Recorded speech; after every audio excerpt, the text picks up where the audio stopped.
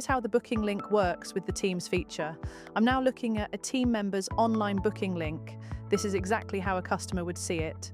At the bottom, you'll see a location labelled Pretty You with Sheila. If I click that, I can only see Sheila as the practitioner. But if I switch to the other locations under the clinic that invited her, I can scroll down and see her listed as a team member there as well. Now, if I switch over to the business owner's online booking link, here's what we'll see. The booking link shows all locations owned by the clinic. When I click on one of the locations and scroll to the bottom, I can see all team members available to choose from. If I select a treatment and add it to my appointment, I can then choose the practitioner I want. As I switch between team members, I can see each person's availability for that day. Every booking and every payment goes straight to the business owner's account and to the selected practitioner's calendar, with the correct payout split automatically applied. This gives your clinic full flexibility.